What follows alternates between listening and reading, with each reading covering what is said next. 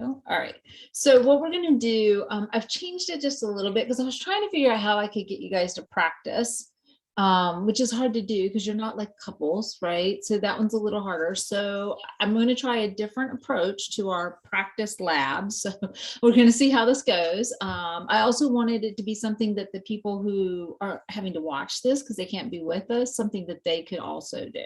Okay, so it's a little different. We'll talk about it and we'll see how it goes. You know, we have to experiment and see what works. So I'm going to go over the basics of brief relationship enhancement therapy and some history, and then what are the core concepts of it. And then I actually found this really cool movie that a therapist did. It's a little self-promoting, but it's still good. And he talks about work that he's done with 4 different couples. And there's little excerpts from those couple sessions in the movie that I think are really good demonstrations of the techniques that I'm going to be talking about. And I want you to see if you can identify those when we watch the video, and then we'll talk about it and see, okay, oh, remember that was demonstrated here when they did this type of thing. Okay, so we're going to apply more than be able to practice. So let's go ahead. Let me get this going.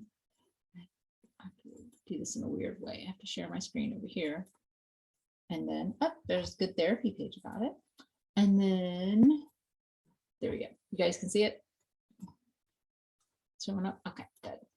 All right. So just let me grab the participants. So in case somebody goes into the wait room, I'll hopefully see them. All right. So first things first. Okay. So one of the reasons brief relationship enhancement therapy was actually one of the first couple family therapies that I learned outside of my master's degree. So it was something that I actually went to a full day learning experience at the American Counseling Association for, and had a great opportunity to study under one of the Gurney's own prodigies, people that has studied under the Gurneys. And I liked it at the time, and particularly because it was very educational focused, and that made sense to me.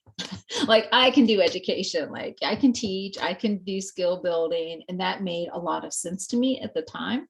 It's also very time designated. It's a time limited practice, right? The goal is to work yourself out of a job with the clients that you're working with. It's not diagnostic, it's not evaluative, you're not picking sides, you're not deciding who's right, who's wrong. It's really all about skill building for your client. And it's very structured, which made sense to me as a newer practitioner, right? I could follow steps. Give me steps and I can follow the steps. And that made sense. So by the end of the training, what you're hoping is that your clients are going to be able to first name and express emotions. Oftentimes when people are stuck in these cycles of problematic behaviors and arguments, it's because they don't know how to talk about how they're feeling. And so what they'll do is they'll put what they're feeling on their partner instead of own their own feelings and talk about how they're feeling, right? And what's going on with them. It also asks the clients to accept themselves and their others as they are and not who you want them to be, right? I'm going to accept who you are, and I'm going to accept myself for who I am in this relationship. It's also acknowledging the importance of the relationship. One of the challenges when you're working with couples, larger groups, is that a lot of times when people do come to us in counseling, they have already planned an exit plan. At least one person has an exit plan already when they start counseling. And so one of the things that you really want to get both of the partners to commit to is that the relationship is important, but so are the individuals. Like, each individual needs to exist. When I was doing my initial training, the trainer did this really great Venn diagram where they said, you know, we were talking about just couples, and they said, you know, here's partner number 1 and here's partner number 2. They should overlap a bit, but they shouldn't be eclipsing one another. And I thought that was a really, like, that stood out to me, right? That people needed to have an I, a we, and an I. And that really made sense. So Bernard and Louise Gurney were the founders of pretty much all of the relationship enhancement therapies. They received a lot of harsh criticism when they first started talking about their practice. A lot of people in the field felt like they were teaching clients how to do counseling, and they didn't think clients were ready to do that. They didn't think it was appropriate to teach clients how to do therapy. I mean, they got a lot of I mean, like even being booed at during national conferences, it was like a very harsh reception for them. And they talk about that in some of their videos that they did in the latter part of their lives. But they really introduced this idea that we don't need to make our clients dependent on us. You have to remember when Freud and Jung, I mean, people would be with them for years, like they didn't learn how to deal with their own issues, right? They had to rely on the therapist to interpret the issues for them. Okay, so this was a whole radical idea of, and this was kind of in line with Carl Rogers, right? About the same time that Carl Rogers had started, that, hey, our clients have the ability to heal from within, and they can even learn these skills and do them for themselves. They don't need us to do it for them all the time. Radical idea. Now, I actually learned filial play therapy before I learned relationship enhancement therapy. Filial play therapy is the child version of that, the child parent version. So I'm just going to speak to that for a second. In filial play therapy, we basically teach the parents or the guardians how to do play therapy with their own child.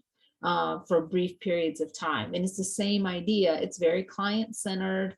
The child is the guide of that experience. And we teach the parents how to be non-judgmental and how not to label things and how to hold the space for the child and, you know, how to enter the world of imagination. So filial play therapy is a very cool enhancement for families.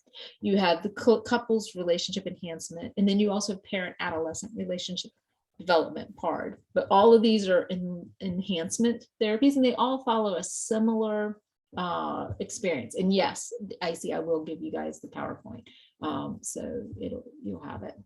My apologies for not having it up sooner. It's been a long day. Okay, so theory. So this is grounded in the foundations of psychodynamic, interpersonal, definitely client-centered, definitely behavioral, social learning, and systems perspective. So they took pieces from all of these and put them together to create this particular theory. So one of the things that their basis or the premise was is that when we're in relationships, we develop habits.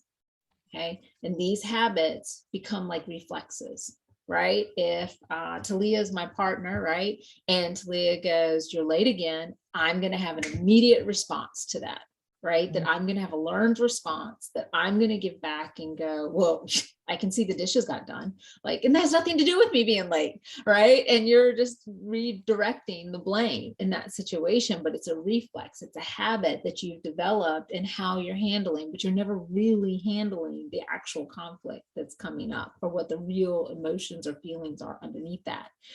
And the idea is that positive behaviors are going to elicit positive responses, negative behaviors are going to elicit negative responses. I would say that it's not just positive behaviors. I've also found and done a lot of work with my clients on neutral behaviors as well.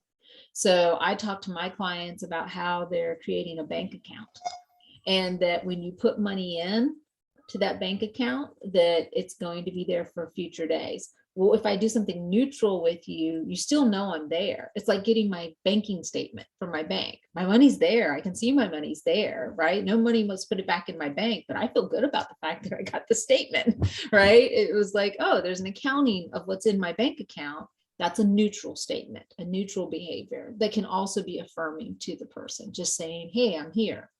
I'm not saying it's good or bad. I'm just saying I'm here. That's a neutral statement. So neutral and positive behaviors or statements can elicit positive responses. Negative behaviors elicit negative responses. And these responses become rigid. They become patterns of behavior that we play out over and over and over like a merry-go-round.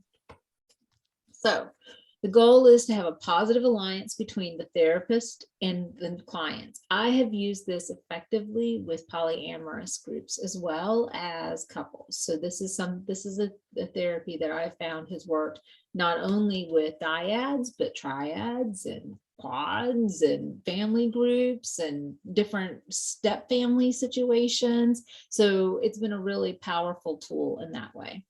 It is grounded behaviorally. So SMART goals is another thing. You're not going to just say, we want to feel better. We want to,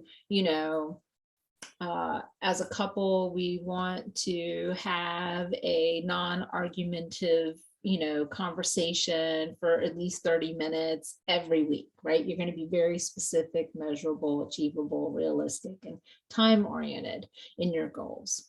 You're going to have clear roles for what's my role as a therapist, what's your role, however many people you're working with. Everybody's going to know their role, and you'll see what I mean by that in a second. And it's here and now. We're not going to dig up everything that's happened. We're not going to dig up everything that could happen. We're going to stay in the here and now. We're going to talk about what you are feeling right now and why. Now, you may be feeling a way right now because of something that happened in the past, but we're going to talk about how you're feeling about it now.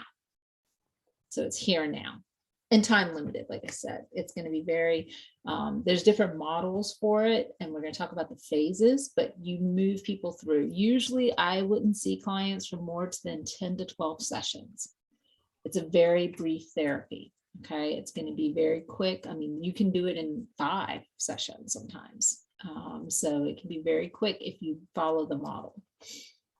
So what do we need to be as a therapist?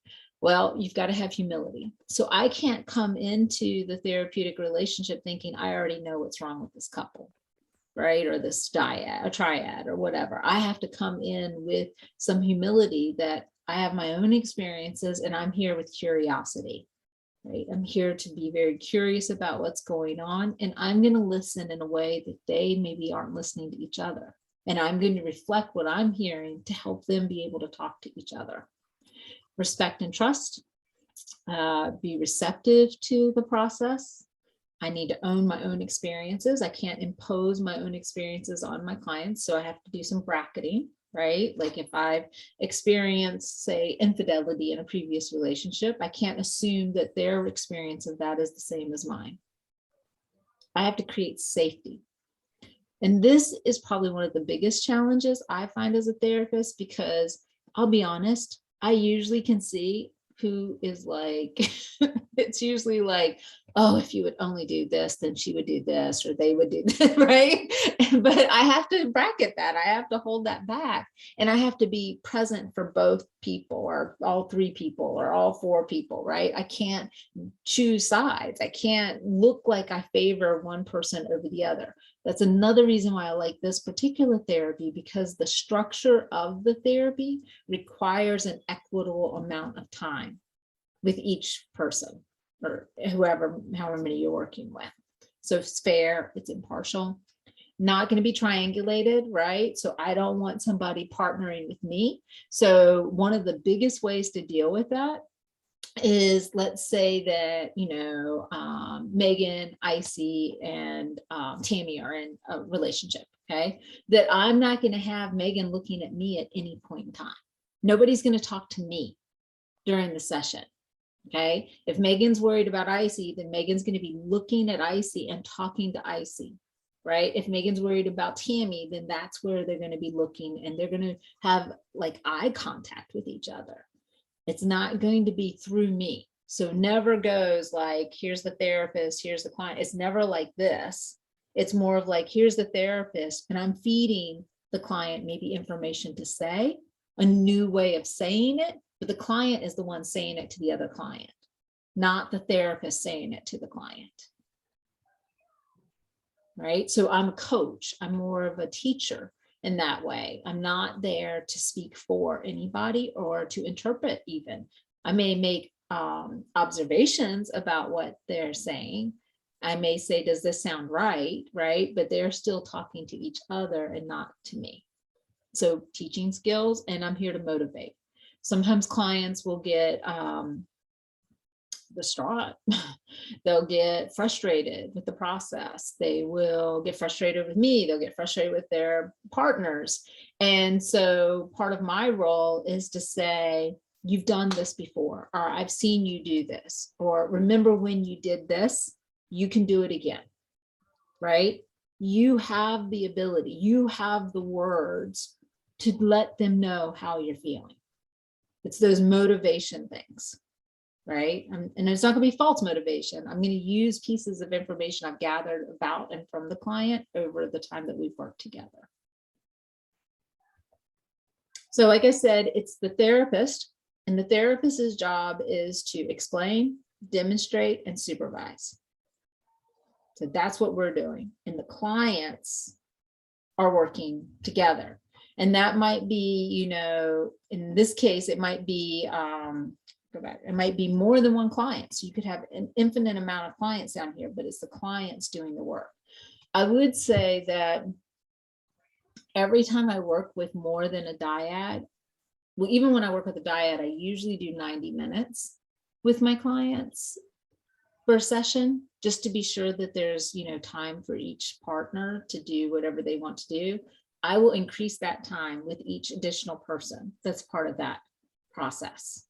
Okay, so by at least 15 minutes, I'm going to increase that time, you know. So some of my sessions that are with polyamorous families could be 3 hours easily, you know, and we plan for that. Like, it's that process. It's, you know, you plan for that time, or you break it up and you say, okay, we're going to do part 1 today and part 2, you know, in 2 days, or things like that.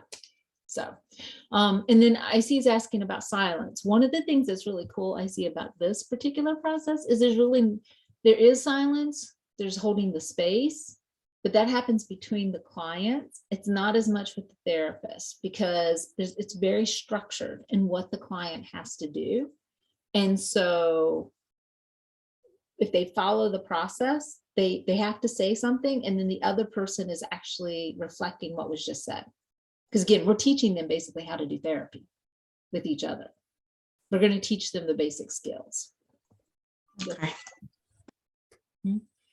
All right, so there's 4 or 5 core skills, and this builds the structure for the actual therapy. The expressive skill is also known as the speaking skill.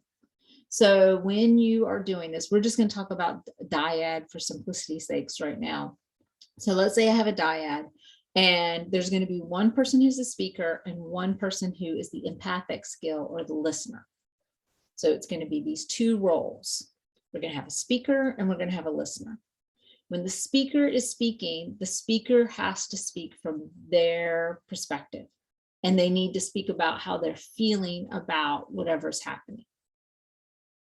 The listener does not interrupt. The listener doesn't ask any questions. The listener is just attentively looking at them. So they're practicing the solar skills, you know, the squarely, the open body posture, the leaning in, the engaged process with their partner. They're looking at them, trying to be connected with them non-verbally.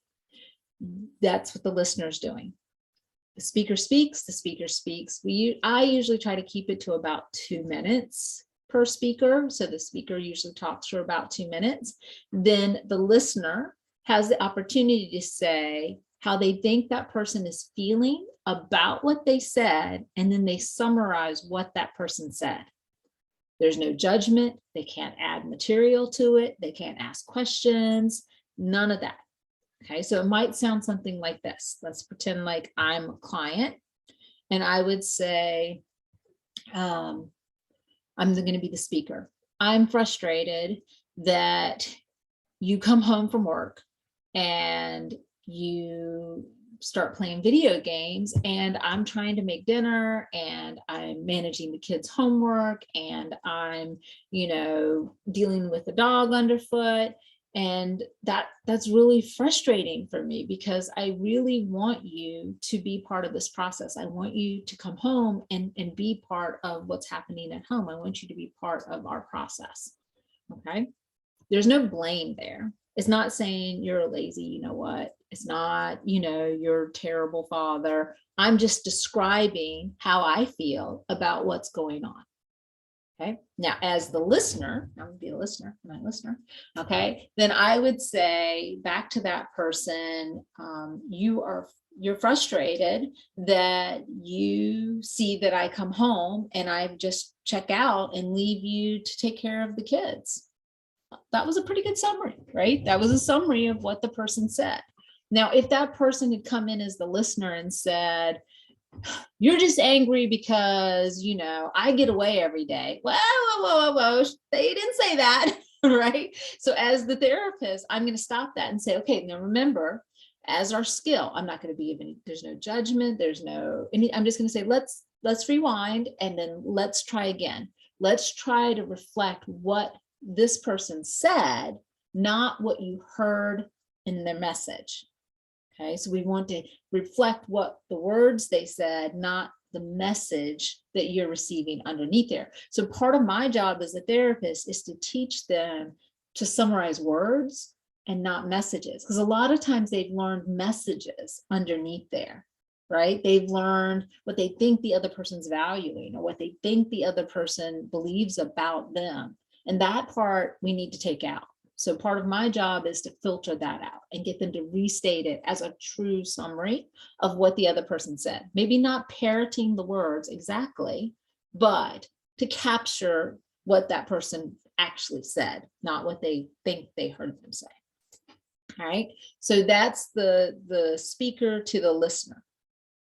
So I'm going to stop there for a second and just see where you guys are and ask if anybody has any questions about that. We're going to get into it deeper, but no? Okay. All right. So the listener will say back to the speaker what they've heard, and then the speaker gets to say something else. Then the listener reflects that back. The speaker gets to say something else. Until the speaker's ready to give up, they don't give up control. All right, we're going to talk about how that might happen. The listener can ask for the speaker role, but the speaker gets to decide when the listener gets the speaker role. So one of the things that I have to be very intentional about when I use this is that as we alternate sessions, that the person that started as speaker in session 1 doesn't start as speaker in session 2. Right. And if I'm working with a larger group, that might take a while to work through. Right. And we're going to have a rotation that we're working through. All right, we're going to go through each one of these in a little bit more detail in a minute, but I wanted to also talk about the secondary skills. So once we teach the primary skills, then we also have these secondary skills like conflict resolution, facilitative skills. Facilitative skills is a really cool process because that's where the clients are then given an opportunity to teach to others, maybe new clients who've come in who are learning the process if there's some group work going on. It could be maybe a neighbor, it could be a child, it could be adolescents, where they start to teach the skills to somebody else as part of their homework, which reinforces their own learning. Conflict management, of course, is just learning how to manage a conflict and becoming aware of your own triggers. What are your stress triggers? Self-change, recognizing that I can only change me, I can't change anybody else. And then helping others change skill means that you can create the space for somebody to change, but you can't dictate change to somebody else, right? You can create that space for that. All right, so expressive skills. The goal is that you want the speaker or expressor to have a spirit of cooperation, right? That you don't want them to hold on to the speaker role forever. So I usually ask them to stick it to 3 or 4 times, because at some point the other person needs a chance to talk, right? So I usually try to say, if you can, try to turn it over in 3 to 4 times. You want to express your feelings first. So feelings, then thoughts. Feelings and thoughts. As the therapist, I'm monitoring for blame, criticism, or putting the cause of something on somebody else. And when I hear those things, I'm going to ask the person to restate it in their own perspective. Okay, so instead of you never do anything to help around the house, I'm going to encourage to say, okay, I'm hearing that you are frustrated. I'm hearing that you're upset. The reason that you're upset is because you feel like you're doing more of the work in the house, right? You feel like you're carrying a load a lot more of the tour. Say what is true for you, not what you think is true for the other person, right? And so I'm coaching them as they're going through that process and helping them restate that. And then the other person can receive it better when it's not blaming, criticism, things like that. And then take ownership of what you say. You say it, you got to mean it, right? And be intentional with your words. So this is an example. I want to be subjective. I'm going to say, I'm concerned about your being late versus you're always late. You see the difference? I'm concerned about it. Or, I get frustrated when you're late because then I'm late for class, right? It's important for you to get home on time so that I can get to class on time. That's what you're trying to get them to do, is talk about it from their perspective, right? And then as the listener, which is the empathic skill, you're trying to understand the partners. You're not trying to, Dean Knopel says it well. He says that we need to listen to understand versus listen to react. And I think that's a really good model for this. Like, listen to understand. You're not listening to react. So here I'm listening to my partner to understand my partner's experience. I'm not listening to my partner looking for an opening to tell my side of the story. That's not the goal of this. Okay. So, and when I do get a break, when the speaker stops, the expressor stops, then it's my job to reflect what they said and not to add anything to it. So I'm doing like our basic skills, right? Like our reflection of meaning, our reflection of content, our reflection of feeling.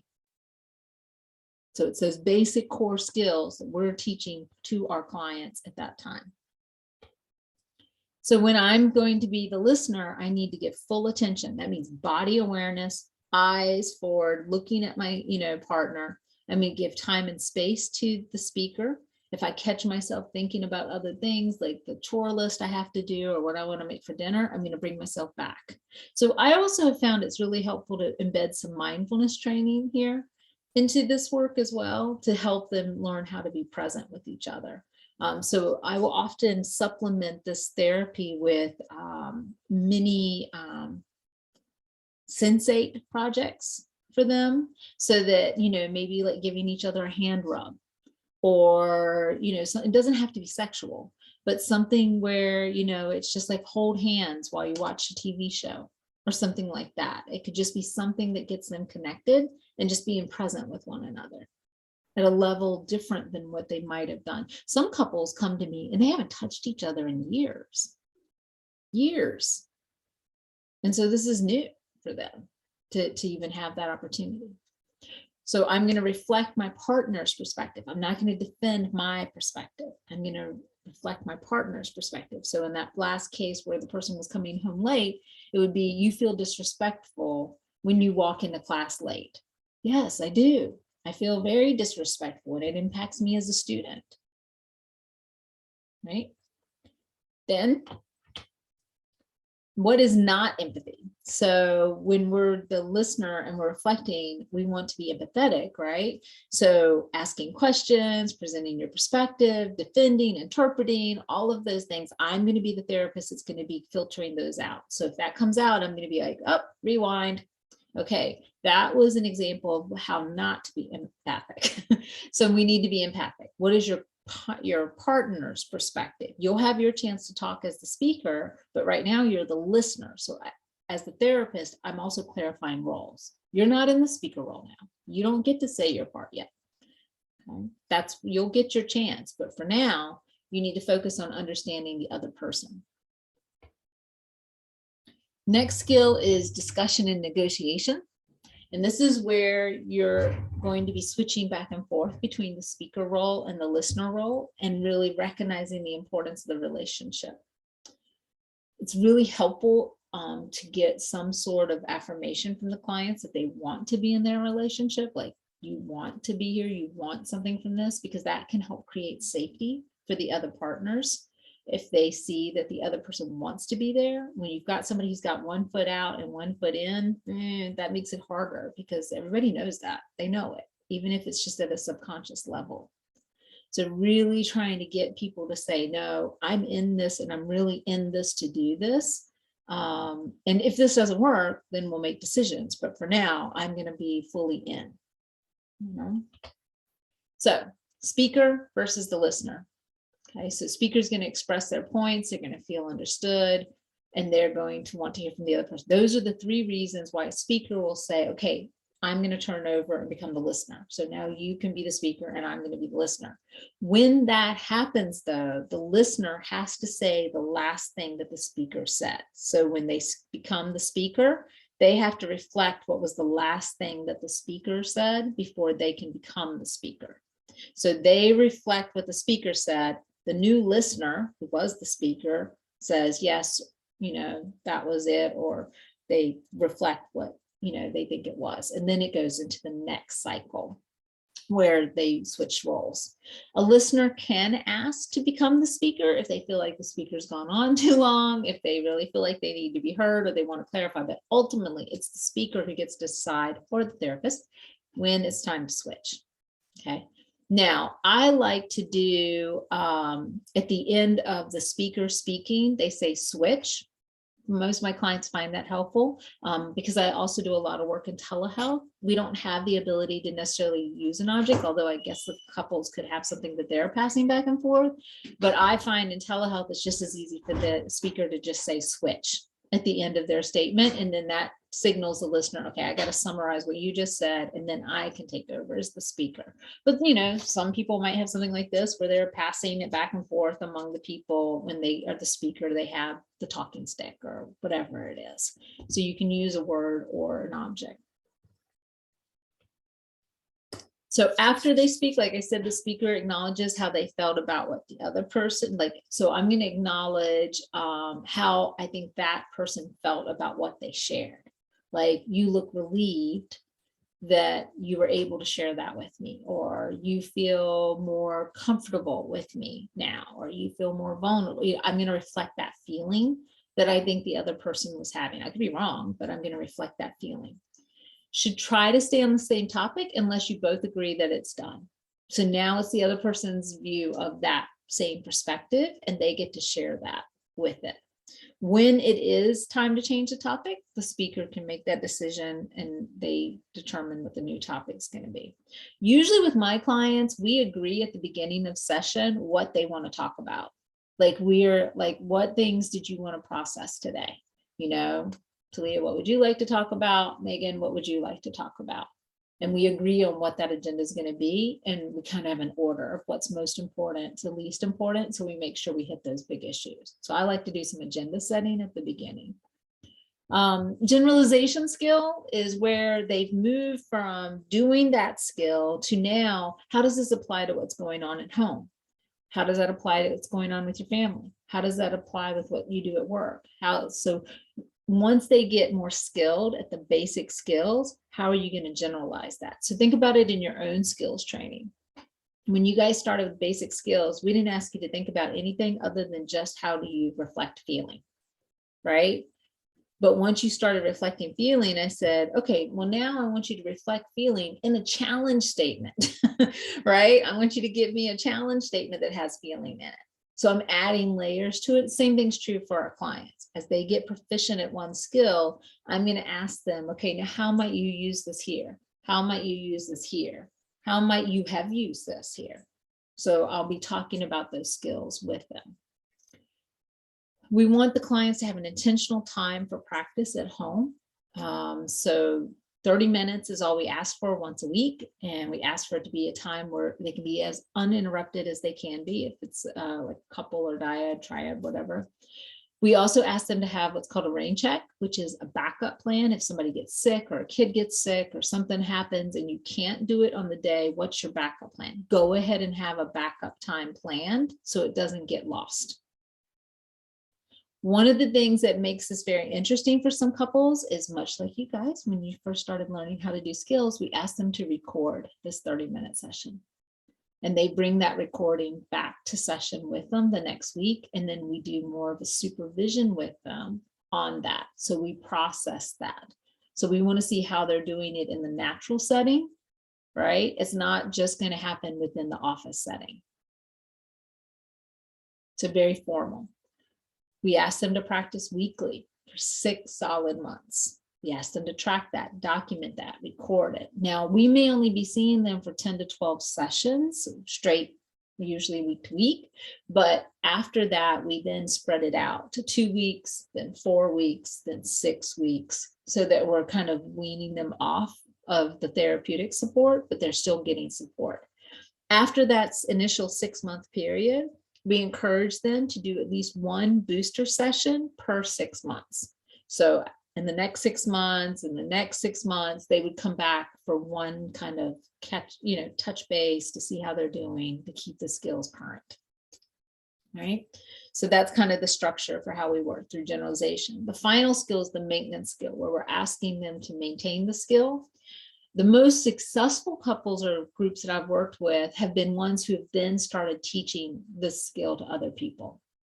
So that because they're reinforcing it, they might start in a church group, or they might start in, a polyamorous group that they're in or whatnot. They start being the teacher of these skills to other groups, and it passes it on. It becomes exponential in those trainings. And they may be coming to me for more of a consultative role, where I'm helping support their role when they're the ones out there doing some coaching on their own. Okay. So you, of course, want to make sure the client knows kind of what they're doing before they do that, but it is something that reinforces their way of learning and maintaining their own skills. So structure for the layout, we've got phase 1. I'm going to model the skills. I'm going to talk about, maybe I have videos that I'm going to show. We're going to talk about each skill. We're going to see what it looks like, and we're going to really build trust and safety. Okay, trust and safety. That is between the clients. Yes, it is between me as the therapist, but more importantly, it's between them, because usually when they get to us, there's been a violation of that trust, or there's been a loss or a breach of that trust. So having them look at one another, having them really connect with each other non-verbally. I see this is a great place for silence. Have them just stare into each other's eyes for 2 minutes and try to convey a message of love, convey a message of wanting to be heard without saying any words. Right? That can get very emotional very quickly. Very quickly. Phase 2 is where we talk about the core skills, which I just went through with you guys, and we start skills practice. Initially, we're doing more skills practice in session, but then we switch it over to more of homework and bringing in the recordings, and we're reviewing the recordings and doing that homework. So the third phase is when we get to that recorded practice. And that's where I'm giving feedback. I'm giving them resources and tools. And we're maybe something happened in the session and we replay it in session, right? And we rescript it in session. We look at a different way that it could have been played out. And then the fourth phase, like I said, is maintenance and boosters. Okay. All right. So that is an overview of brief relationship therapy. So what questions do you guys have before we go into the video? What are your thoughts? Interesting. Really good. Can this happen between, for instance, a mother and an adult child? It's a relationship enhancement. Okay. So Not it just doesn't couples. have to be an intimate relationship. We've even used relationship enhancement techniques in work settings. So, when you have a work situation where maybe there's some tension between teams or whatnot, you can use this for that as well. Mm-hmm.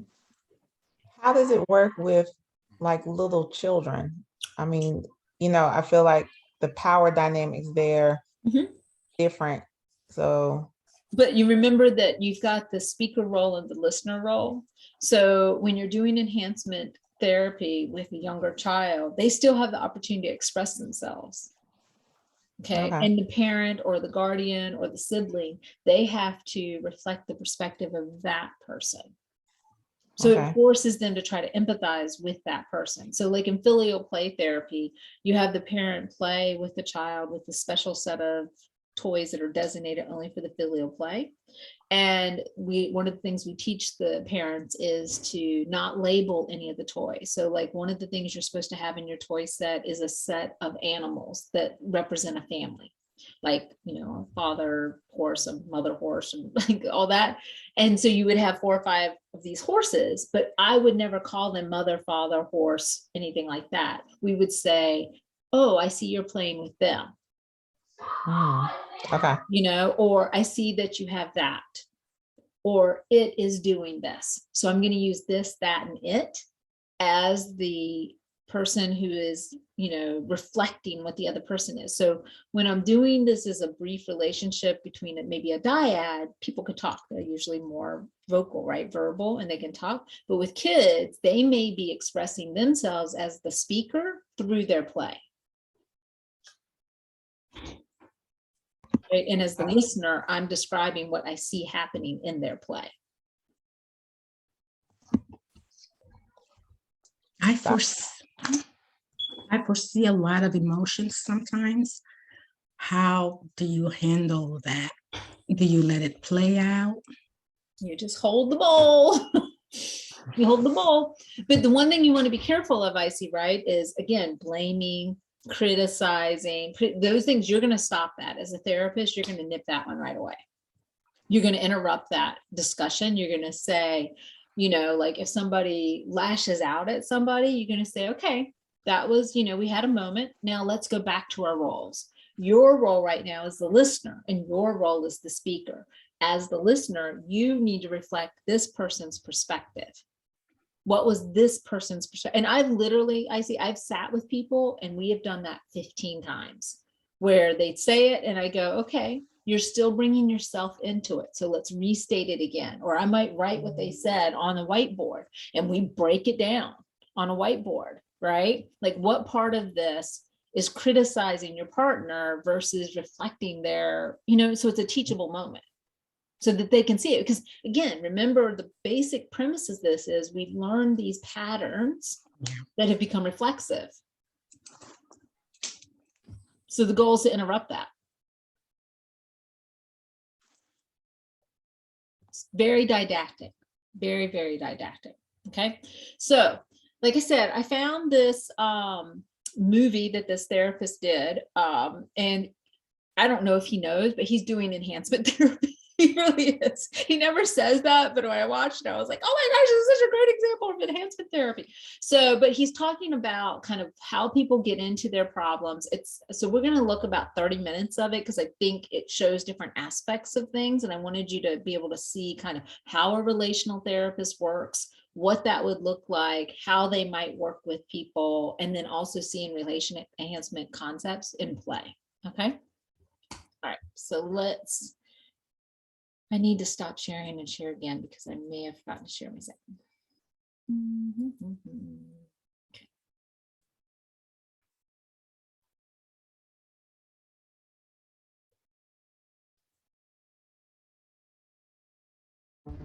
Hey there, I'm Derek Hart, and I work with couples. I help relationships that are hurting, on the brink of divorce, or relationships that haven't been working for a really long time. And I made a movie about it, and I want to share it with you. I knew that something needed to change. We were very close to getting divorced. So we decided that we needed some help to actually fully commit to each other. Many trigger points and delicate things. Couples that sometimes have seen literally up to 10 therapists can spend an hour with me and resolve their relationship problems and get on the path to hope again. The right kind of work will solve your entire relationship dilemma. I've been doing it for 31 years, and I want to show you how. We didn't know what to expect because we hadn't been in therapy in years. I remember thinking in the car that this would either end us or begin us. So let me know if this sounds like you. You've been in a relationship for a really long time, and there's a love there, and you want it to last. And the truth is that you've felt disconnected for a really long time. In your relationship. And one study says the additional stress is spilling over into marriages. The divorce rate has increased 34% compared to 2019, so there is a lot Olivia Michael spoke with local relationship experts who say the pandemic has been a make or break for many marriages. You'd be lying there in bed with somebody and waking up every morning and turning to them, and they're right there on the pillow next to you. And it can feel like they are just a million miles away. You might want to be more affectionate. You might miss the way they used to look at you. And there's nothing you can do to get those magical eyes looking at you the way they did in the beginning. You argue about it, or you get silent about it, or you yell at each other. You walk around all day with the feeling that I have no idea where my relationship is going. I have no idea how to share anymore with this person. And they're supposed to be my best friend. And I can't make contact with them. I send a text message and explain how my day is going, and I don't get a response for hours. So what do you do? What do you do when that's happening over and over and over? Everybody's heard of the love languages. That's nice to know, but I don't want to spend quality time with you if I hate you.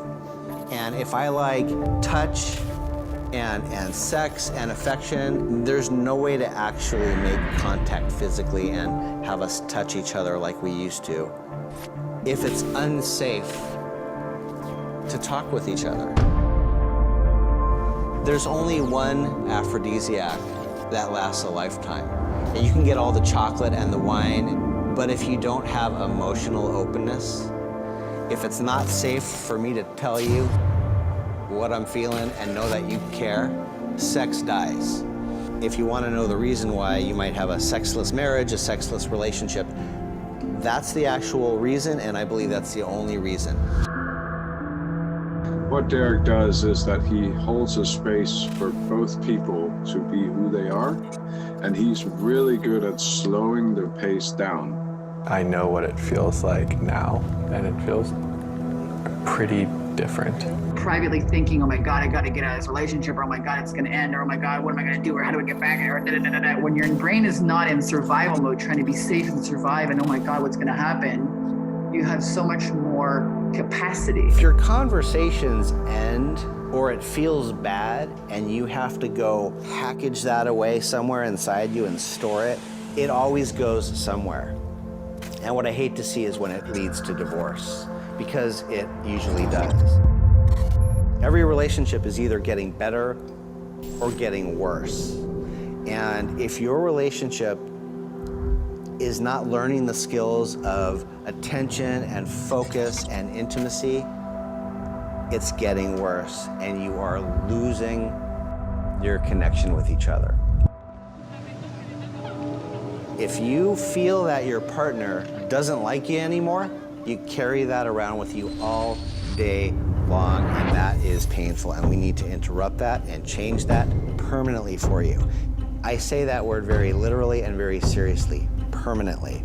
You'll still have difficulties in life, everybody does, but if you can't share them with each other, that is what creates hell on earth.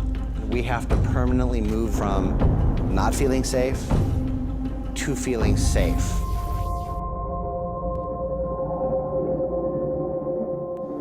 Let's break this down a little simply here. We all have our own internal struggle. We all go through trials and tribulations. When you add a relationship that is not working, all of those other line items, all of those other things in your life that are not working become 100 times harder. Think about that for a moment. Let's say you have a fear you'll never get healthier again. You'll never lose weight. That's a really big struggle for many people, right? If you also have a relationship problem on top of that, that makes that problem 100 times more difficult. You can't fake this, people. You can't go take a bunch of yoga classes and learn how to play an instrument and spend lots of time with friends and get more involved in your church or your synagogue. If you have a relationship that's not working, it affects all of those things. Period, end of story. And there's no thoughts or questions or intellect or book you can read on how to solve that for both of you to understand what to do next. And that's what I'm going to show you today, exactly what to do next.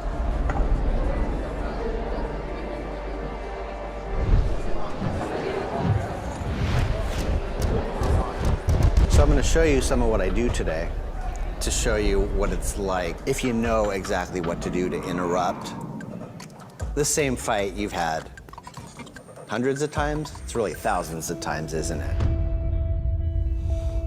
You have been yearning to have your partner look into your eyes the way they did in the beginning. Remember when you first fell in love, how it was just easy? That comes back. Is it just like falling in love? I would say it's a deeper, richer experience. The intimacy is usually greater than it was even in the beginning. Because the beginning of most relationships start with patterns and things where you don't listen and hear each other, because it's not taught anywhere. But when you learn how to listen and hear each other and be there for each other again, you want to go on vacation again. You want to plan things together. So when is a couple done working with me? When they can solve their own problems. We've gained a lot of tools to deal with our old patterns and create new patterns. And then you have two people that can fully hold the problems together. You're not just twice as strong, you're 100 times as strong. Was the dream to grow old together and sit in your rocking chairs? Did you want to dance together or cook together or to have children? If you're fighting, that dream gets lost. I want to show you how simple the path is to making contact again. And if you two can look at each other across the room and know what's happening in the other and feel that they got your back. That is mandatory, or your relationship has an expiration date, and I want to prevent that and show you how to do it. We're going to do that today. We were very close to separating.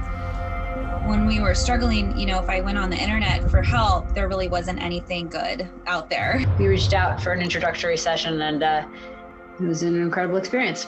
In our session, our very first session, I think it was 30 minutes, I watched him with Mike take Mike to a place that we've been to many counselors over the 8 years we've worked. We've been to workshops with top relational experts. And I watched Derek in 30 minutes take Mike to a place that I've never seen him go. It was amazing.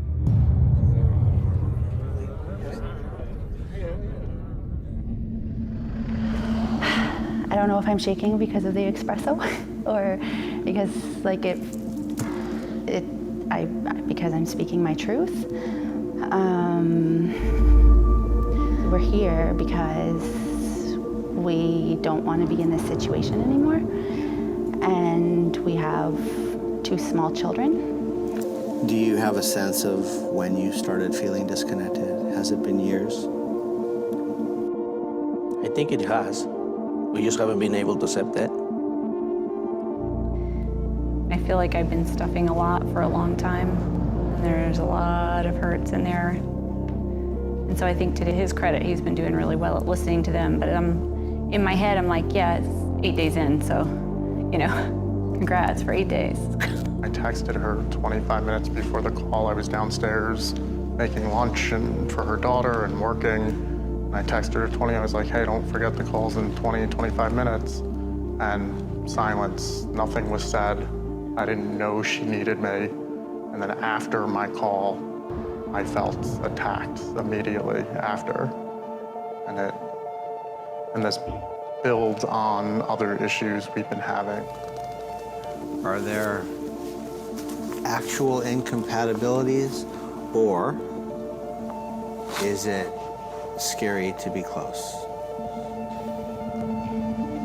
Both.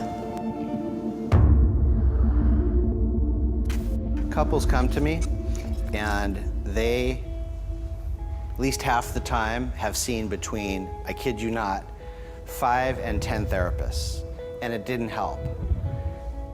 This is different. This is not just counseling. This is not just argue in this certain way, it'll work, it'll solve your problem.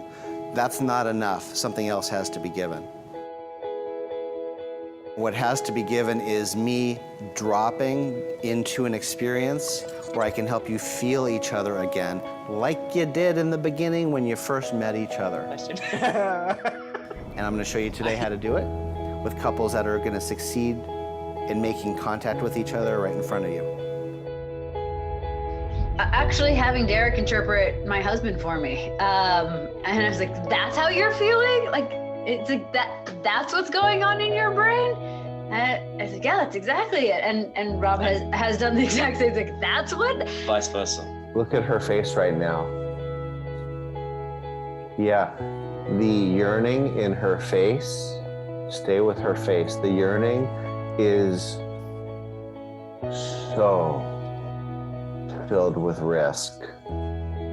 She's risking to let you see her yearning. And the number of times that we have reflected that to each other, we've been together for 7 years, and in half an hour to have someone come in and actually explain us to each other is a mind-blowing concept, but it's so illuminating. And it's not because we don't love each other, but because we were just missing each other. Yeah.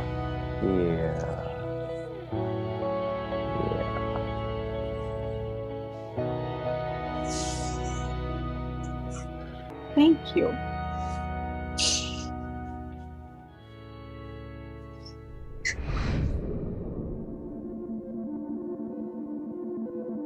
That you hear what he's saying and you understand it,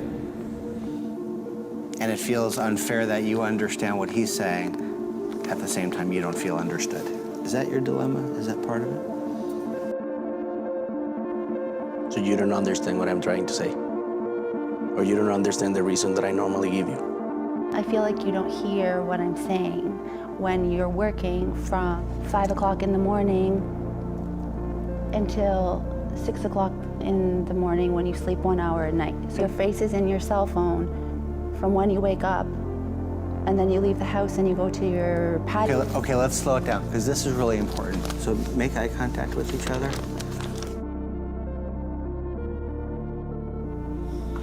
What happens to Jared when Cassandra's hurting? What does that mean when it's a huge amount of hurt and Jared's made plans to do phone calls and include her, but she's overwhelmed? What happens for Jared? It almost feels like I'm not good enough to make her, like I'm literally extending an olive branch on what she's been asking for. And I feel hurt. There's some resentment there. It's like, hey, you wanted to meet my friends, here's a friend, I'm getting on a call. And then she doesn't show up to the call. I feel small, I feel not good enough, like unworthy. Can't get it right. Can't get it right. In turn, I lash out. I appreciate how you've been present this week. I appreciate your thoughtfulness this week. And I am terrified that 8 days is just not representative, and that hurts. It just hurts. It hurts. Where has this been? And I get scared to rebuild it.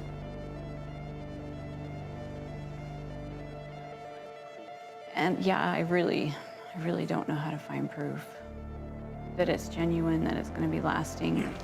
Let's just pretend I didn't interrupt just now. This is the same fight you've had for a long time. For years. For years. So I want you to feel that. How that conversation, uninterrupted, would have been the same you've had. So imagine yourself back at that moment, right? And you feel her not being available for this call, right? And you start getting frustrated. Okay. So that's the moment of making contact with her or not. I want you to tell him everything you want, all your desires, all your yearnings, but you can't use any words. I just want you to tell him with your eyes how long you've been fighting for his time, how long you've been trying to get his attention, and how you go in circles talking about neighborhoods and finances and things that are really important to him and how he makes sense of it. But you can't get across to him that you want more connection time. Words aren't helping solve this.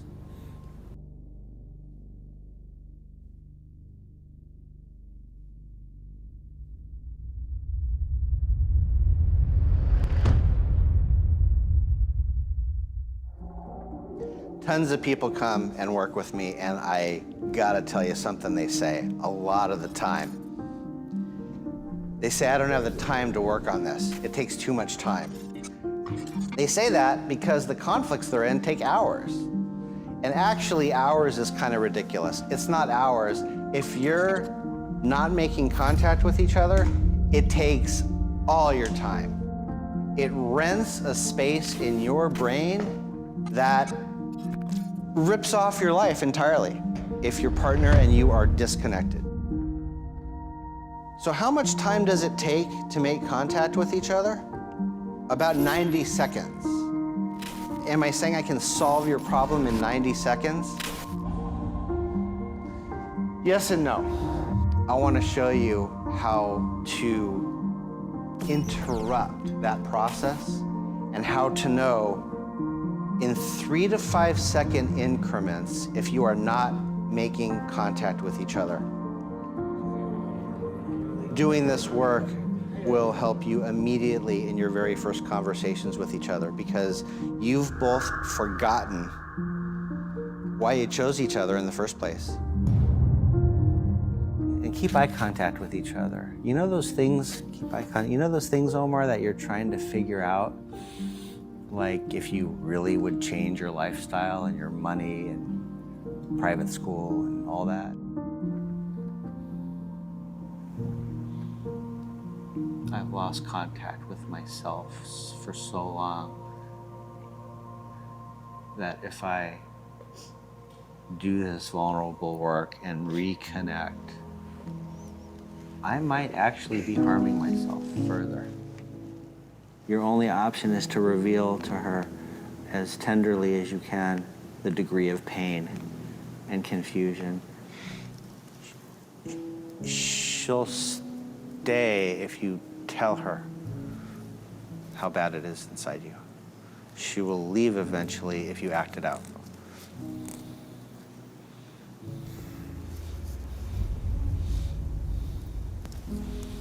I'm sorry that you feel that I am nicer to my friends than I am to you, and you're probably right. When I feel unworthy,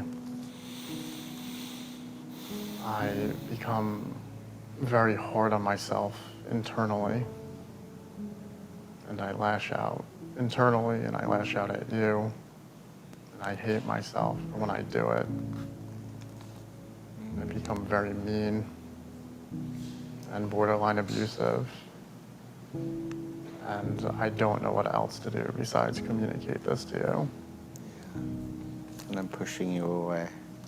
I'm pushing you away. For her to somehow find her way through and heal this, you have to know how much it's harming your connection here. But you have to feel it and share it with each other. I'm in so much pain that I don't know if I can call anybody my life partner. And I have 20 things in my head about you that like are on this list of like, well, that doesn't work and that doesn't work. And I find all the negative things and I go in circles with this and I'm alone in how much I suffer with that. I don't know what to do with it. It's killing me. I'm probably gonna leave every 3 to 4 months and we're gonna both like have this cycle happen for 5 more years until one of us implodes. Yeah, what's happening for you? You're in it. How long you've been doing this? A long time. I come to life entirely when I get to help the couple. When a couple sits down with me and they are talking about their problems and they're going round and round and round and they're going in circles and they want to tell me everything and explain everything all at once, I'll just slow them down for a moment and ask that first question, like, what was this like here? I'll ask a certain kind of question. And they think their explanation of it is enough, but I have almost like an X-ray vision where I can detect their love for each other. They don't have the ability to see and feel and touch and taste and hear and smell that they still love each other. Derek allowed us to just slow down and tap into almost our childlike selves and speak to each other and name patterns that we're running in the moment, eliciting each other's compassion and building really incredible heart connection. It's taken us a long time to find someone we are excited to work with and to trust our relationship with, and trust our intimacy and vulnerability with, and he holds it with so much grace and thoughtfulness. It's a gift, and I really appreciate it. How he was able to strip everything down to the essentials in terms of what's important emotionally to create connection with nothing else getting in the way. It was an experience of safety emotionally that I had never experienced before. What Derek really does, he really gets me, he helps me making that bridge to Karen to come out and say like, look, this is a problem for me, or I feel uncomfortable with it. That is big for me. He'll get you results in less sessions, in less time. His goal is not to keep you for years on end. His goal is to get resolution fast by getting you into your heart. So what's the glue? It can actually be done with just a paragraph. There's glue to feel bonded and connected. Can I take a stab at it so you don't have to feel like this is a test? Sure. I'm gonna take a stab at it. Yeah. Lee, we've been married like 30 years, and we just have done some good work lately, and I'm really, really scared that we're opening up our connection again this deeply, and I'm really scared that 8 days isn't representative of whether this is gonna work or not, and that's what I'm really, really scared about. Yeah, that's exactly it. By the time the couple shows up at my doorstep, at my workshop, at my lecture, at my training, by the time they show up and they've had the courage to walk through the door together, they've done 50% of the work. Because they showed up, which tells me they still love each other. If they didn't show up and they didn't sit there, and if they didn't fight, then their relationship's over. I want to connect with you right now. I want to connect with you right now. And I'm going to be honest. And I'm going to be honest. The only thing that's coming to me is words that are criticizing. The only thing that's coming to me are words that are criticizing. It seems like my only choice. It seems like my only choice.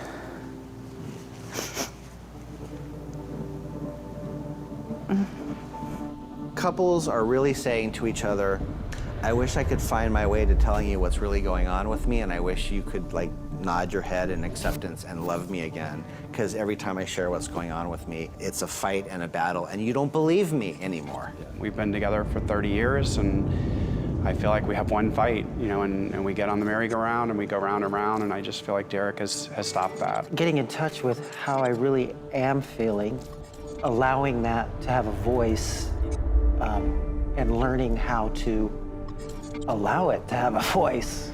And he gave extremely practical advice. We're communicating and sharing with each other.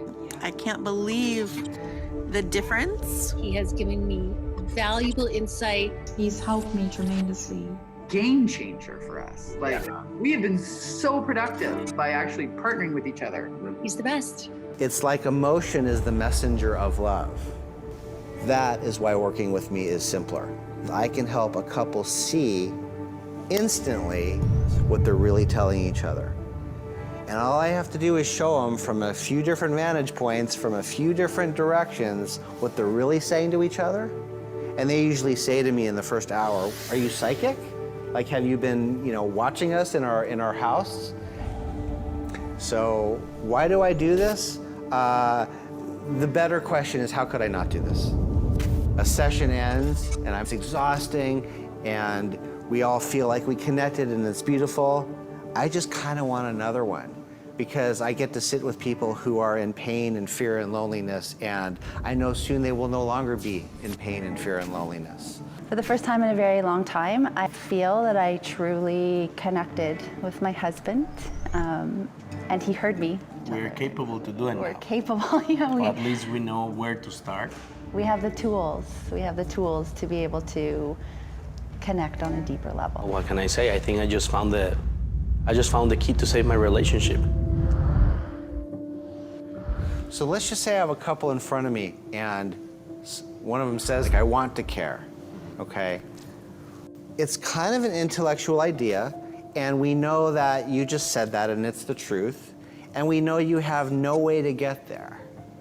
We can have you do something different that you've never done before in this relationship. I'm gonna slow you down, and I'm gonna have you feel what I'm about to say, and I want you to share the following. I'm in so much pain that I actually don't feel like I have caring feelings for our relationship anymore.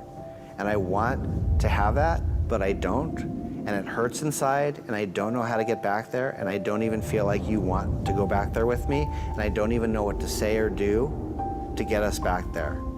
I have no idea, I'm lost, I need your help. Do you want to connect with me again? So what did I just do? I put you in touch with how you're feeling about not caring. That seems mean, right? Like, you don't say that. Like, I don't care about you. I just needed to share that with you, right? I just wanted to be authentic and honest, and my therapist told me to share with you that I no longer care about you. I'm being real. Now, I'm not just teaching people to be nice here. And once they feel safe to start sharing things with me, then I have them take little attempts to share it with each other. A moment of emotion is shared back and forth that's understood by both of them. That goes right into the fear centers, the limbic system in our brain. The safety moves to a permanent level of feeling close and good with each other.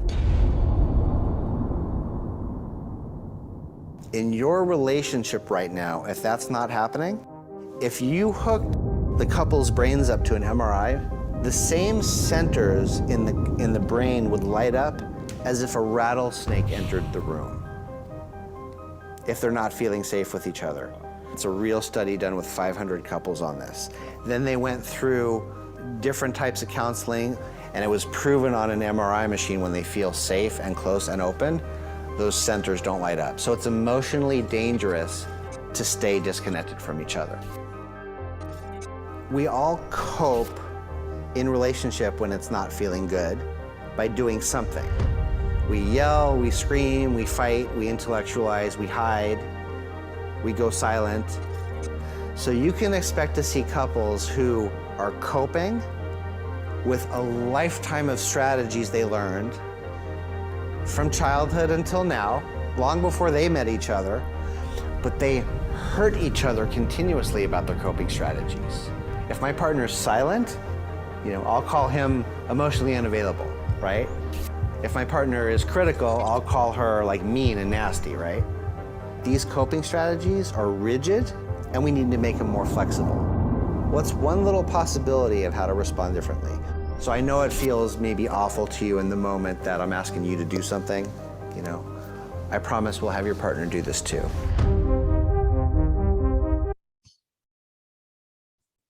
Right. Let's talk about it.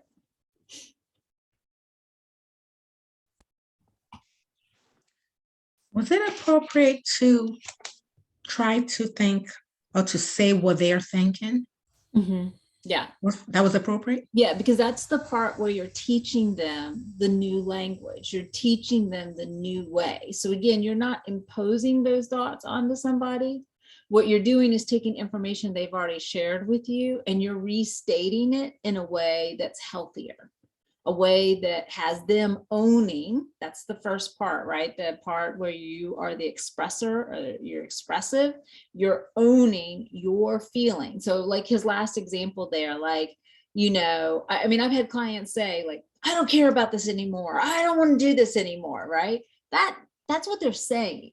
That's the learned behavior. But underneath all that is hurt, is frustration. is all these other things. And that's what he was expressing. He was taking information he knew that the clients had said previously or given clues to, and then he's saying it to them.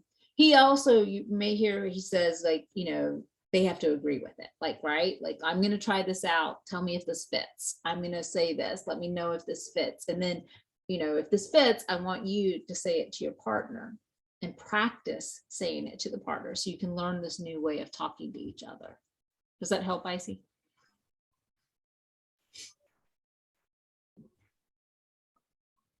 Have you ever had somebody just be like they don't like feeling? Oh yeah. Yeah. So Yeah. then I've had a they're couple not of going to do it. people who just couldn't do this therapy because to be this emotionally aware, like they just couldn't own it yet. So there's the readiness for change too, right? They have to be ready for change. And again, the people that I've had that one person's been like halfway out and halfway in, this therapy isn't as effective with.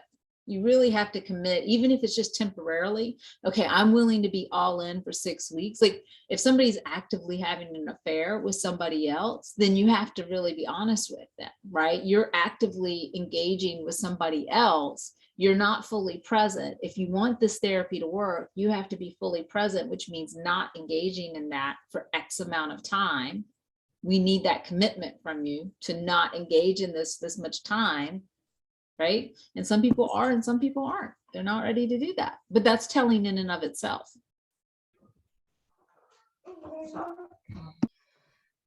So going back to Icy's question, like, would you as the therapist interpret for them when they're doing the back and forth speaker listening exercises, if it feels like it's not really interpreting? I know they said that in the video. It's not really interpreting. You're taking information they've already said and you're restating it in a different way. It's more reframing than anything, right? Like, so I've gathered this information that you say you don't care. However, I've heard you say that, you know, well, you're coming to therapy, right? You're showing up, you're here, you're engaged, right? So I might say something to a client who said, I don't care. I might say, I hear the hurt, right? I hear the hurt and I see that you're coming to session. So let's try to reframe this. Let's restate this to your partner, right? Instead of I don't care, try this out. See what this is like. I am hurt and I'm scared and I'm coming to therapy. So I'm just restating it and using the evidence that I already have to figure out what's really underlying that, like what's really under there. Yeah, I mean, I'm glad we watched the video because that was nothing like I was imagining. It's just, I guess the therapist was so much more active than in the phase one, you are very active. Okay. Right. So remember in phase one, you're teaching, you're coaching, you're teaching, you're coaching, and then you phase out of that process. Gotcha.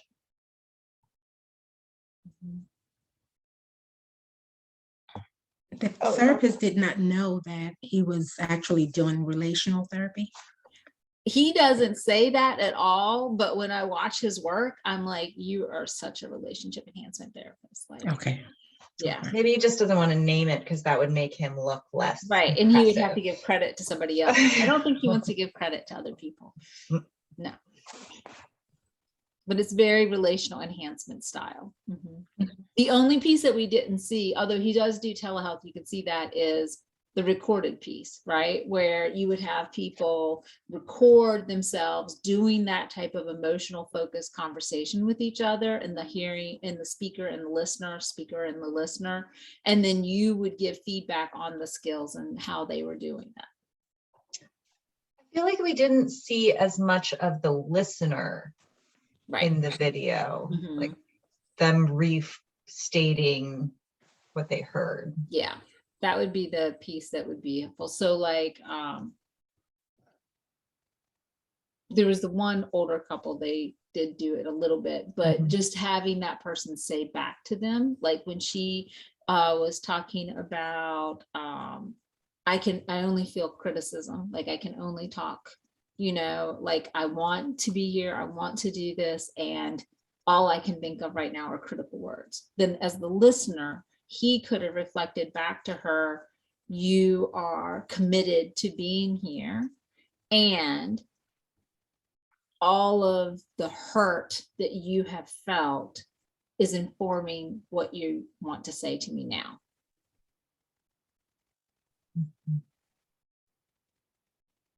And in that first phase that I'm doing this with these couples, I'm having to do a lot of coaching with them, right? And a lot of times they say something and I go, okay, let's work on that a little bit. So what's another way we could say this that wouldn't be as blaming or wouldn't be as criticizing, wouldn't be, putting the cause on. So I have to break it down. I mean, we break it down. We spend a lot of time breaking down what was said and say, what's the real message under here? And after you've done a few sessions with clients, because there are these habits that they've gotten into, you're able to know, okay, what's fueling that a little bit, because it comes out, it comes out, and then you get more and more and more evidence that you can use as the therapist to help them create healthier responses that are more their emotions and not putting it on their partner. I see a challenge.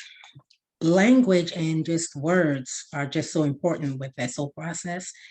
And when I say culturally, I see a possible challenge with certain couples of certain cultures where that language or not even the vocabulary, but just that exchange of words is just not there. And so how do you coach through that?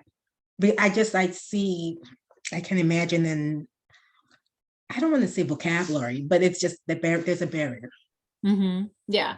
So that's where you have to match your client's language too, right? So you have to figure out, okay, what's the language of this couple? One of the things that we're also breaking down here though, Icy, is oftentimes people, no matter where they're coming from culturally, they're bringing their own culture of what they think a relationship is to the table. And so sometimes you have to spend a lot of time initially helping define what things mean, right? You got to break it down, right? Because I think there's sometimes an assumption that we both know what it means to be married, or we both know what it means to be in a committed relationship. And we don't know that to be true. So sometimes this could also be that conversation of, what does it mean to be in a relationship for you? Like you, as a therapist, I can give a prompt, like, what does it mean to be in a relationship? What does it mean to be in this relationship for you? And that usually finds some common ground, no matter where they come from. But what if they only like military? I like military. I know sometimes they only, if you're in the military the whole time, you're trained. A lot of them only know anger and reactive. And that's their only language. They don't, because they are told that you're not supposed to feel because of the situations they have to be in.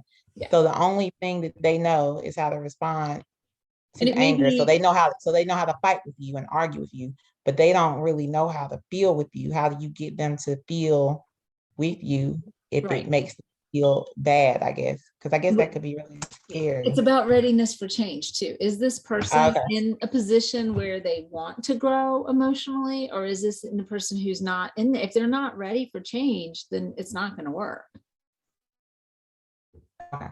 Right. And that's true for any therapy. So they would have to, yes, they would have to be ready to encompass the whole feeling chart.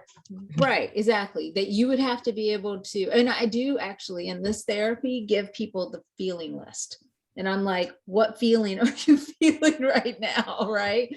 And what feelings would you use to describe this, and give them that resource. That's a resource where we talk about giving resources and resource identification.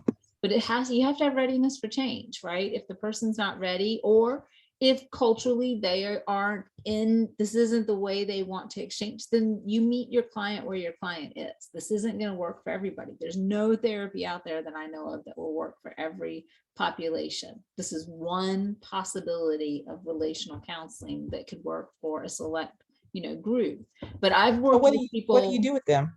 What do you do with them? So say like one person is committed to the work, the other person isn't so committed. What do you do with those people? For me, it's interesting.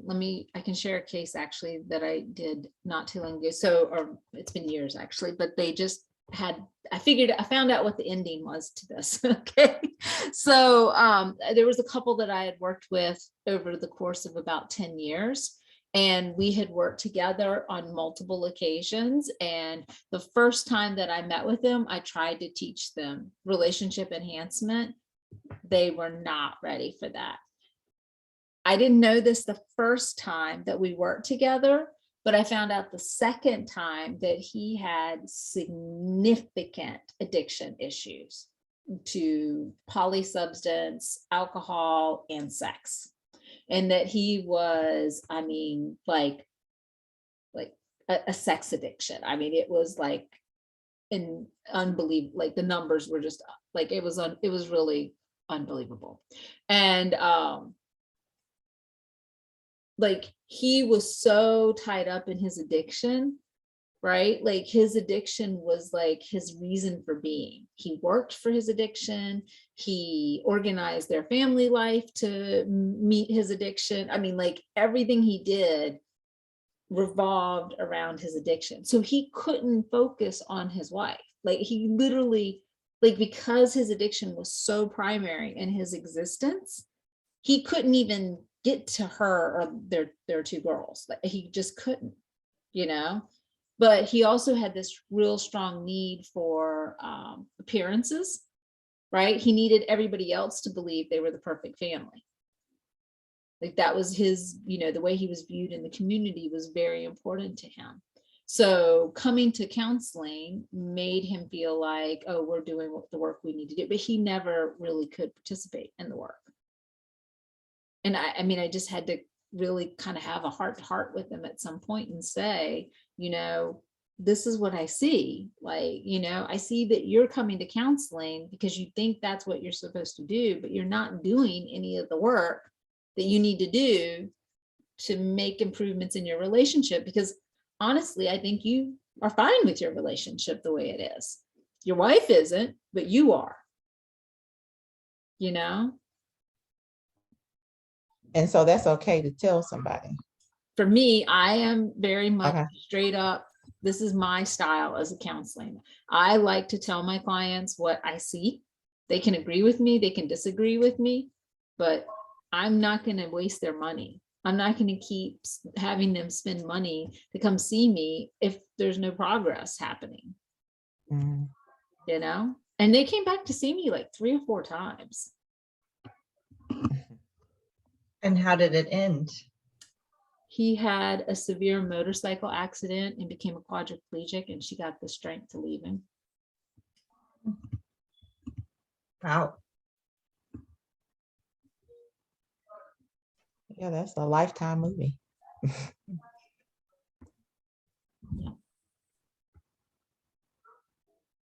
Interestingly, though, he found a way to continue using drugs while he was there because he would can get people to bring him stuff.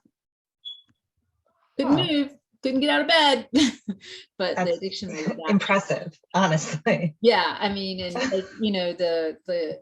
addiction was what caused the accident too, but it was just like addictions are so pervasive. For me as a therapist, when I'm working with a family system and there's addiction in it, I feel like that's another family member. It's like, I've got this person and this person and this person. Oh, and here's addiction. Let's name it. Norman. Okay, so Norman's going to be our addiction. Right? And we have to deal with the addiction as well as everybody else in that system.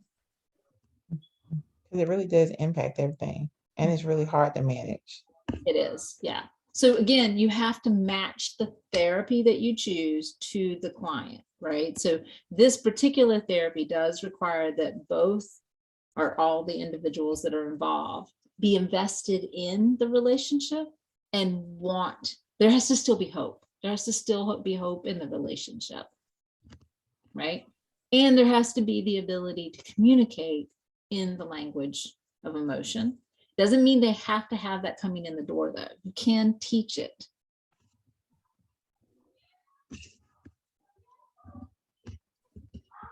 So, does make it different though. Yeah, it's almost like it'll hurt though.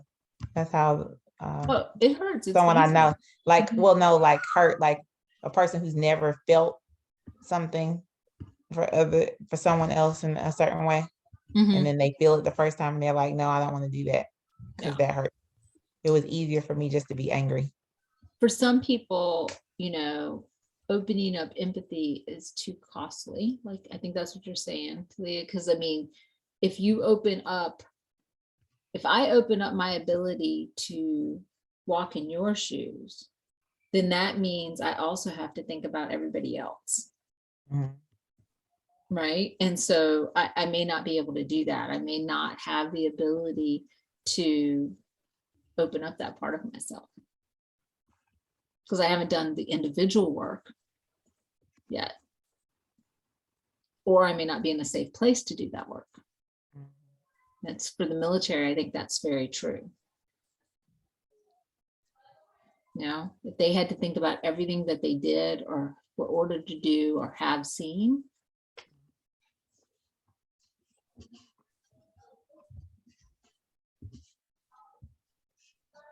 One of the couples that I worked with not too long ago, one of them had escaped genocide and had witnessed genocide, and getting to the emotional level. I mean, it took some time to get to that work. Like, we couldn't just jump into this work. There was other work that had to be done before we could get to this level of work with them as a couple. And in a situation like that, would that work be done individually or would it still be done in couples therapy? So that's where you have to really play it out. So I actually was working with that person as an individual, and he asked that his wife become part of the sessions. And so I did do some couples work with him, but always with the understanding that he was my client. Yeah. I try to avoid those dual relationships when I can, because it does get sticky really fast. But I felt like in that situation, I knew he wouldn't build a relationship with somebody else to do that work. So I felt like it was less harmful to bring her in than it was to try to refer him out to somebody else to do that work. So sometimes you have to weigh those things out. It's a process.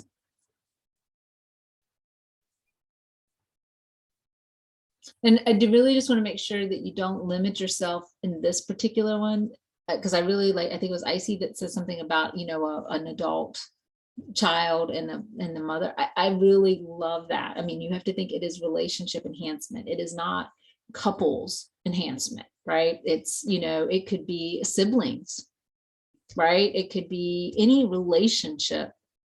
These strategies can work if the people are willing and if they are able to do the, you know, naming of emotions with some training. Because what we're talking about here is connection. It's emotional connection.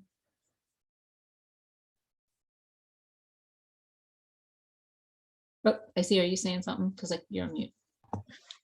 It reminds me of a restorative circle where you speak from the heart and you listen from the heart and you're just fully present to hear the other person.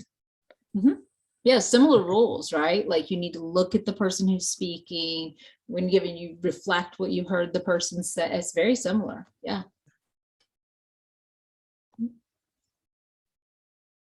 All right. What other thoughts or questions? Anything? Was this helpful? Yes, it was. It's actually good. So can you get certified with this? Or how do you become a relationship enhancement There's therapist? the National Institute for Relationship Therapy. It's the Gurney's work. Let me see. I can find the website really quick for you. I can't type relationship enhancement therapy. It's NIRE. It is the National Institute of Relationship Enhancement. I'm putting it in the chat for you. And they have home studies, they have workshops. Often people from the Enhancement Center will present at like ACA and other, they're almost always at, there's this Evolution of Psychotherapy conference that happens in California every year in January. They're always present at that.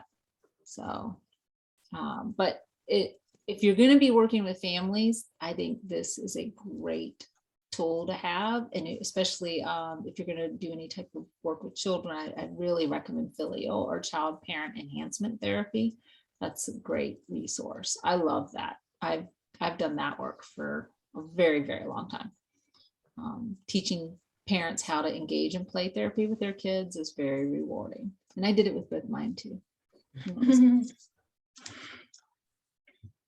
I don't have a question about this, but I have a question about something you mentioned at the last case review that we did. Case presentation. Case presentation.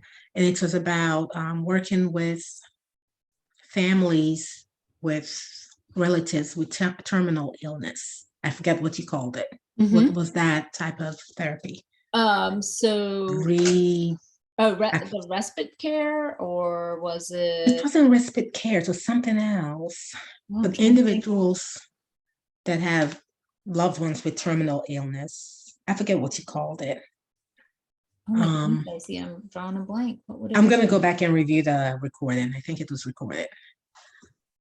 It was some type of, it wasn't respite, I know that, but I don't remember what it was, but I would love to learn more about that also. If I figure out what it is, I'll let you know. Yeah, let me know. I'm sorry. Yeah. I'm just So drawing a blank. individual families that have a loved one going through terminal illness like cancer and working with them through that process. Yeah, I mean, I do a caregiver therapy with them, and it's through hospice. Okay. I'm trying to think of what would start with an R. Maybe I could be wrong, Dr. L.A. I forget. No, it's okay. I'm just racking my brain. Like, what did I say I did? So, I mean, that's actually some of the work that, like, I've seen my private practice shift over the years. It's really weird. Like, I've had these different, like, phases of my practice, right? I think when we think about ourselves as individuals, right? You've probably seen you had different focus at different parts of your life. Well, the same thing's true for me as a professional. Like, as I've grown as a therapist and as my life experiences have happened, that's evolved and changed. So like, even though I love working with marginalized sexual populations, right? That's been something I've been very passionate about for a long time. My own experience of having breast cancer has really informed this need for supporting people who are going through a cancer journey. Because my own experience, I saw how devastating it was to my relationship at the time when I went through. I mean, we didn't make it.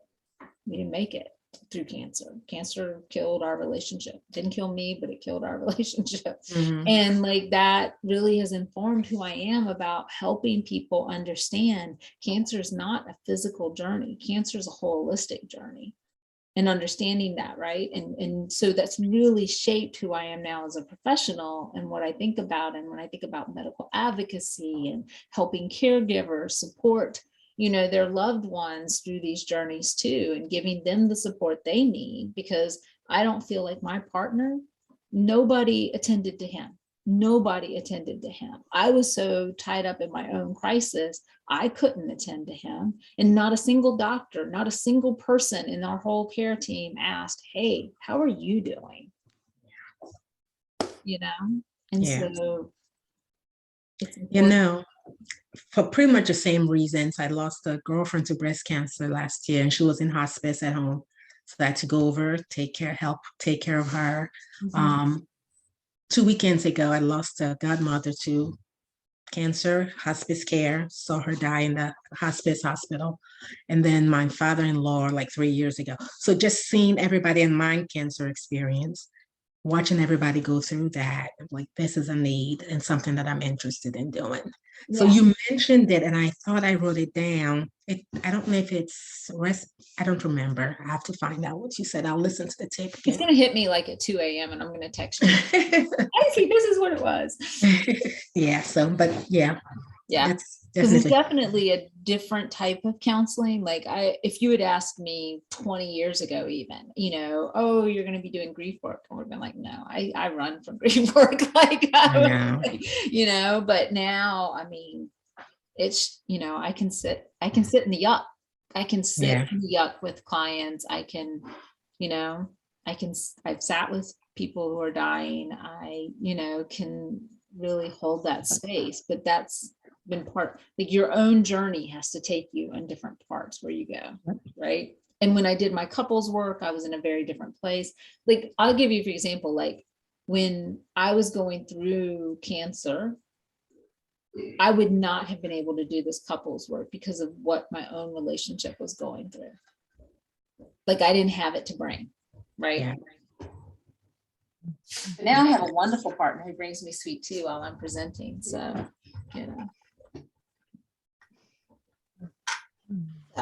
even made it from scratch. So. Nice. Anyway. All right. So, any other thoughts or comments, or pick my brain, you guys? You got me for another few minutes if you need me.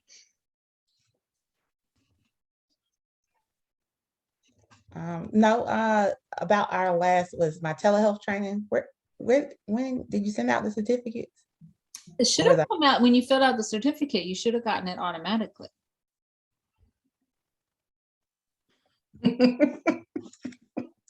That face. Did you check your junk folder? It should have come from Qualtrics. Oh, okay. Well, maybe that's fine because I have all. And it comes as an email, and it just says, "This is your certificate." I was about to say, because all of your stuff is like highlighted in a special folder that comes to make sure it's starred when it comes to me. Yes, So, and you should have a spreadsheet where you're keeping up with your certificates too from the very beginning. Who does it come from again? It should come from Qualtrics. Qualtrics? Mm-hmm. Yep. And if it's not working, let me know because I need to know that. I had set it up so it was supposed to auto-generate them. Can you spell that? Qualtrics.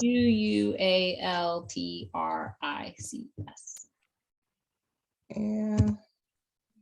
Let's see. So let me know. If not, okay. I'll deal with it after I get grades in. Now I have completely redesigned the 625 class this term because it obviously didn't have a lot of relational counseling stuff. So one of the things that I'm going to do for you guys who just went through it is after I get grades in, I'm going to go through and pull all the new material from the new class that has the relational information, and I'm going to send that to you guys in a package so that you can get that, because I feel like you guys got gypped.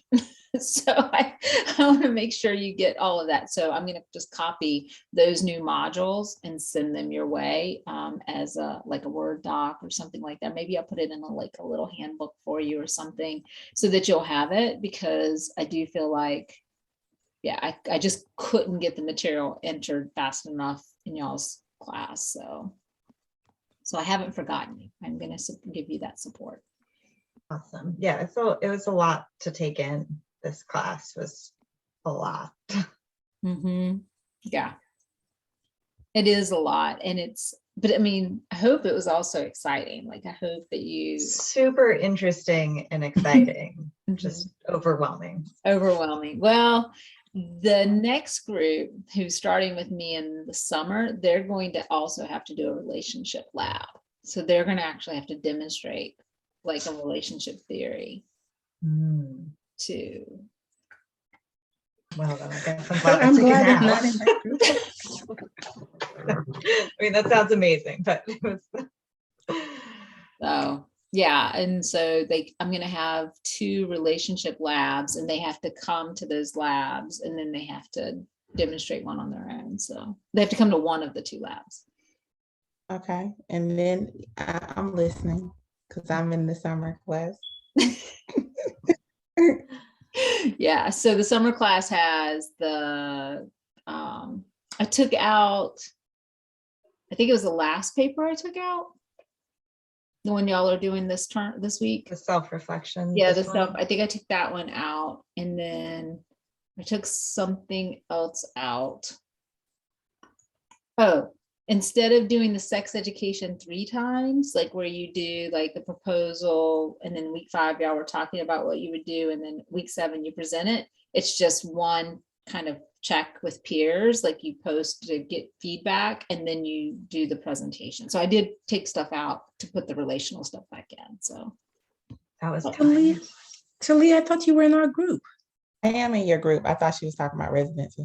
No, this is for this class. I don't know what's going on with my video. I'm disappearing slowly. Yeah, it's slowly getting dark. But I welcome feedback. I have made major revisions to it. And the other thing I did is I added this book to the class so that everybody has this book now. Oh. Yeah. So this is it's $46 on Vital Source. It's not. Yeah. So you'll see references to this one, because I stripped some of the readings and added some readings from this one in, so that we've got a more of a balance between the sex therapy and the relational counseling. So I welcome feedback. I love feedback. Give it to me. I implement it. I love the erotically marginalized client text. That was, I thought, so valuable, not just for working in relational therapy, but just for all therapy. Yeah. Yeah, I love some of like the radical acceptance and just some of the, framing of marginalization. I love all that.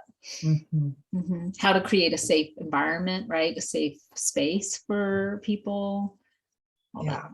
So much good stuff.